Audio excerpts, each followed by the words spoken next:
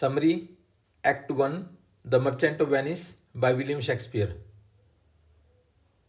The merchant of Venice में total 5 acts हैं। हम यहाँ पहले एक्ट को देखते हैं और पहले एक्ट में 3 सीन्स हैं और ये जो पहला एक्ट है वो इस प्ले के सेंट्रल कॉन्फ्लिक्ट्स के बारे में बात करता है, जो मुख्य इश्यूज हैं और थीम्स, मतलब इसका जो उद्देश्य है वो सारे हमें एक्ट 1 में पता लग जाते हैं। वो कौन कौन से हैं, तो इसमें इम्पोर्टेंट पॉइंट्स में अगर बात करें, पहले एक्ट में जो ये प्ले है वो स्टार्ट होता है एंटोनियो के साथ।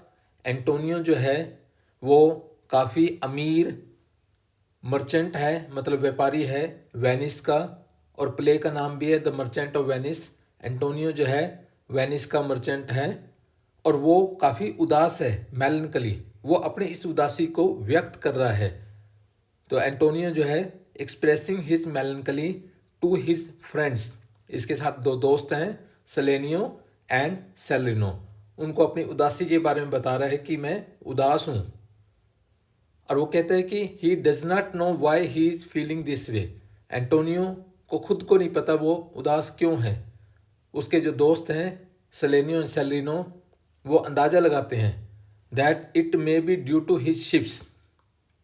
एंटोनियो के जो शिप्स हैं, माल के जहाज़ हैं, क्योंकि वो व्यापारी था, मर्चेंट था, बीइंग आउट एट सी, समुद्र में गए हुए हैं, क्योंकि उसके माल के जहाज़, समुद्री जहाज़ दूसरे देशों में जाते थे और वो इस वक्त गए हुए थे, समुद्र में थे, और उसका जो सारा पैसा था being tied up in business ventures, और इस तरीके से जो बिजनेस था, उसके जो उपक्रम थे, जो उसका इन्वेस्टमेंट थी, उनमें सारों में थी। और जब किसी व्यक्ति की बहुत ज़्यादा इन्वेस्टमेंट कहीं पर होती है तो वो कई बार उसकी उदासी का कारण हो सकती है।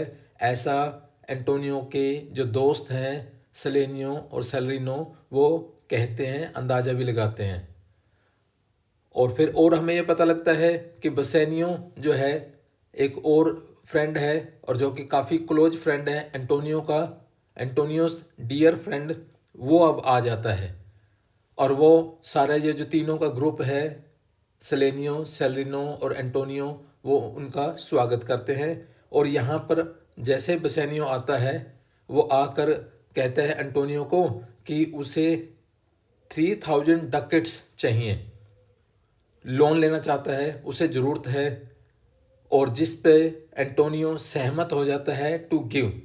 हालांकि despite his own financial troubles, Antonio के पास कोई पैसा इस वक्त था नहीं, क्योंकि जो भी उसके पास पैसा था वो सारा इन्वेस्टेड था समुद्री जहाज़ों में, क्योंकि उसका माल लेके गए हुए थे और इधर उधर इन्वेस्टेड था।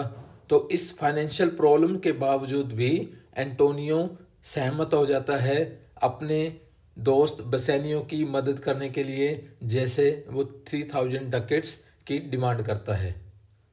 और बसेनियो रिवील्स, वो बताता है कि उसे 3000 डकेट्स किस लिए चाहिए। वो कहता है कि he wants the money to travel to Belmont. Actually वो बेलमोंट जाना चाहता है, और बेलमोंट में है क्या, वहाँ पर वो ए वेल्थी हेयरस, एरस मीन्स होता है उत्तराधिकारिणी, वहाँ पर काफ़ी धनी अमीर उत्तराधिकारिणी है, पोर्शा राजकुमारी है वहाँ की, और उसको वो करना चाहता है, लुभाना चाहता है, उससे शादी की इच्छा रखता है बसेनियो, जो कि बेलमोंट की राजकुमारी है। और बसेनियो कहता है he plans to use the money to finance his courtship. अब राजकुमारी से शादी करने के लिए उसे स्टैंडर्ड मेंटेन करना है, तो उसके लिए पैसा चाहिए, तो इसलिए वो ये पैसा लेने आया है। And impress her with his wealth and status. अब ये अपना स्टेटस बनाना चाहता है, रुतबा, अच्छा पैसा चाहिए इसको अपनी शान शौकत के लिए, ठाट बाट के लिए, ताकि वो पोर्शा जो कि बेलमोंट की राजकुमारी है उसको इम्प्रेस कर सके, उसको लुभा सके, और उससे शादी के चांसेस जो हैं बढ़ सकें। और एक हमें पता लगता है शाइलॉक का। यहाँ पर शाइलॉक जो है वो जूइश है, जू मीन्स यहूदी, और ये मनी लेंडर है, साहूकार है जो लोगों को पैसे ऋण जो देता है वो ब्याज पे देता है। अब उसका भी इसमें हमें पता लगता है। And asked to speak with Antonio. Actually जो बेसानियो पैसे लेने आया था 3000 डकेट्स, एंटोनियो के पास वो पैसे नहीं होते, एंटोनियो शाइलोक से दिलवाता है। और जो शाइलोक है, और यहाँ हम देखते हैं Antonio has a history of borrowing. कई बार कभी ज़रूरत होती थी किसी को तो एंटोनियो जो है वो शाइलोक से दिला देता था मनी फ्रॉम शाइलोक, और वो हमेशा उसको वापस भी समय पर दे दिए जाते थे जो भी कोई व्यक्ति लेता था। हालांकि एंटोनियो को खुद के लिए कभी ज़रूरत नहीं होती थी, परंतु वो दूसरों की मदद करता था। और अब की बार भी उसने बेसानियो की मदद की है। बेसानियो को पैसे चाहिए थे, उसके पास खुद के पास नहीं थे, तो इसलिए वो शाइलोक से दिलाता है। और शाइलोक जो है यहूदी है बाय रिलीजन। और इस तरीके से एंटोनियो जो है he has always paid him back on time, और हमेशा शाइलोक के पैसे वापस दे दिए जाते थे जब कभी भी पास्ट में भी ऐसा हुआ। तो अब हम यहाँ क्या देखते हैं, एक्सप्रेसिस, शाइलोक जो है वो एक्सप्रेस करता है हिज हेटेड फॉर एंटोनियो। अब हम यहाँ देखते हैं कि शाइलोक और एंटोनियो के बीच में घृणात्मक रिलेशन है। वो घृणात्मक रिलेशन किस लिए है, और हमें पता लगता है कि ये जो एंटोनियो है बाय रिलीजन जो है वो क्रिश्चियन है, ईसाई, और जो शाइलोक है बाय रिलीजन यहूदी है, जिसे हम जू बोल देते हैं। और जो ये मर्चेंट ऑफ वेनिस, वेनिस जो शहर है ये क्रिश्चियंस का है, क्रिश्चियन डोमिनेटेड है, इनके रूल्स रेगुलेशंस यहाँ चलते हैं। और जो यहूदी है यहाँ आकर बसे हैं, पर इन्हें किसी प्रकार का कोई अधिकार इज्जत नहीं दी जाती। और एंटोनियो भी कई बार शाइलोक की इंसल्ट करता है, और ये जो यहूदी है शाइलोक, अब इनके पास कोई ऑप्शन नहीं है, मजबूरन उस इंसल्ट को इनको सहन करना पड़ता है। और इस तरीके की घृणा इनके अंदर होती है क्योंकि बिना वजह क्रिश्चियंस जो हैं यहूदियों की बेइज्जती करते हैं, इंसल्ट करते हैं। और एंटोनियो ने भी शाइलोक की कई बार पब्लिकली इंसल्ट की है। क्यों?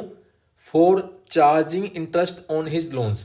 भाई शाइलोक जब कभी किसी को पैसे देता है और उससे पैसे के लिए वो इंटरेस्ट वसूलता है, ब्याज लेता है। और क्रिश्चियंस कभी ब्याज नहीं लेते, और शाइलोक जो कि यहूदी है वो ब्याज लेता है। हालांकि हमें पता लगता है कि यहूदियों को कई प्रकार के काम करने की इजाज़त नहीं थी वेनिस में, और जो दूसरी तरफ जो क्रिश्चियंस हैं वो कुछ भी काम कर सकते थे। हर प्रकार की अपॉर्चुनिटी उनके लिए खुली थी, अवसर, चाहे वो गवर्नमेंट जॉब्स हों, चाहे कोई और अन्य व्यापार या काम हो। और हमें इसमें देखने को मिलता है कि जो शाइलोक है वो सहमत हो जाता है to lend Bassanio the money he needs. Bassanio को जैसे 3000 डकेट चाहिए थे, वो राजी हो जाता है, ठीक है बेसानियो को मैं दे दूंगा। और उसके लिए कंडीशन लगाता है, ऑन द कंडीशन। वो कंडीशन क्या थी? That if Antonio can't repay the loan on time, क्योंकि इसके लिए गारंटर जो होता है वो एंटोनियो होता है। बेसानियो के पास तो अपने कोई जायदाद संपत्ति नहीं थी, इसलिए अब उसको कोई ना कोई या तो जायदाद संपत्ति दिखानी थी या गारंटर, और गारंटर के रूप में एंटोनियो के पास वैसे तो जायदाद थी काफ़ी, पर इस वक्त उसकी कहीं ना कहीं इन्वेस्टमेंट थी, और इसलिए कहता है जी ठीक है मैं गारंटी देता हूँ, अगर वो वापस कर देंगे हम तुम्हारे पैसे 3 महीने के अंदर। और कांट रिपे, अगर मान लो तुम्हारा ये जो लोन है हम टाइम पे वापस नहीं करते, तो शाइलोक को इजाज़त होगी, वो हकदार होगा, will be entitled to a pound of Antonio's flash.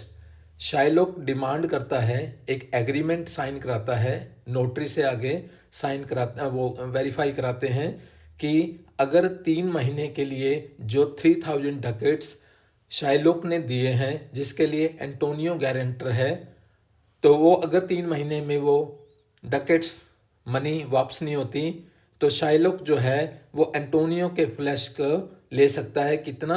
1 pound. 1 pound means 454 ग्राम।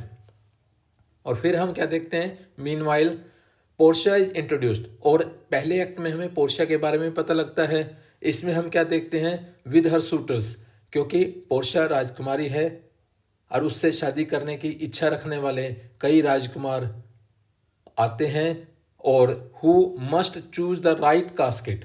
और हमें पता लगता है कि पोर्शिया से शादी करने के लिए एक कंडीशन है, वहाँ पर उन्होंने कुछ बक्से रखे हुए हैं जिसको हम कास्केट कह सकते हैं या संदूक कह सकते हैं। और जो कोई सही संदूक का, सही बक्से का चयन करेगा, सही बक्से में क्या था, एक्चुअली 3 कास्केट्स थी, एक तो गोल्ड की, दूसरी सिल्वर की, तीसरी लेड की। और इन 3 बक्सों में से एक बक्से में पोर्शिया का पोर्ट्रेट था, उसकी एक तस्वीर थी। और जो कोई भी शूटर, जो कोई भी इच्छा रखता है पोर्शिया से शादी करने की, तो उसको वो सही कास्केट चूज करनी है जिस कास्केट में पोर्शिया की तस्वीर हो।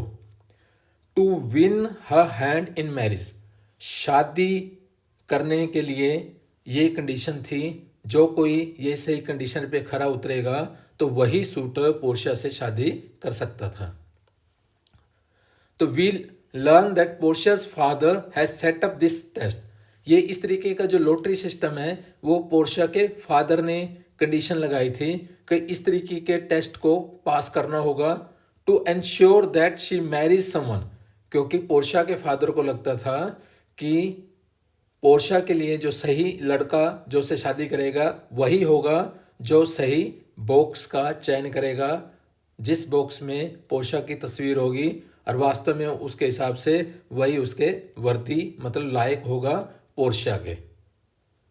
The act ends with Antonio agreeing to sign a bond. और हमें पता लगता है पहले एक्ट में तो जो एंटोनियो है बॉन्ड को साइन करता है। इस बॉन्ड के मुताबिक 3000 डकेट्स जो बसेनियो के लिए इन्होंने लिए थे एंटोनियो ने शाइलोक से, तो अब ये शाइलोक के साथ एंटोनियो जो है वो बॉन्ड साइन करता है with Shylock, putting his own life in danger.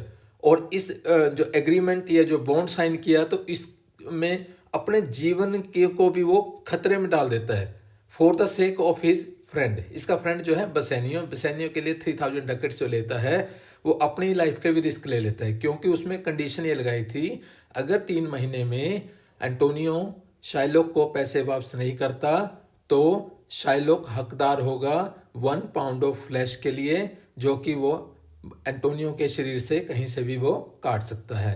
तो बसेनियो लीव्स फॉर बेलमोंट और वो 3000 डकेट्स लेने के बाद बसेनियो बेलमोंट चला जाता है पोर्शिया उससे शादी करने का अपना लक ट्राई करने के लिए। और एंड शाइलोक इज लेफ्ट अलोन। और यहाँ पर वेनिस में शाइलोक जो है वो अब अपनी प्लान करने लग जाता है, भाई ये मुझे थोड़ा सा मौका मिला है हिज रिवेंज, अपना बदला लेने का अगेंस्ट एंटोनियो।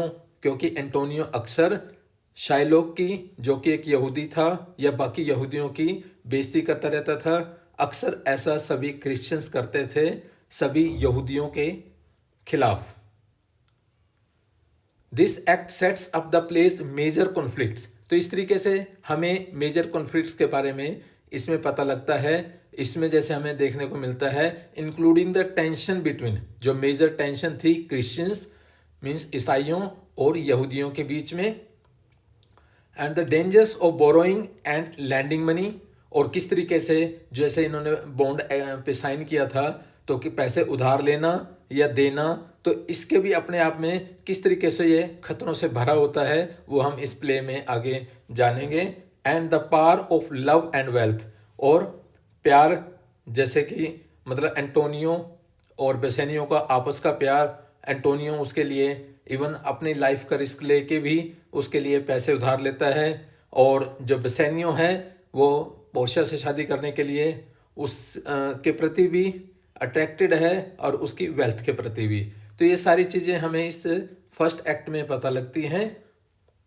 Thank you.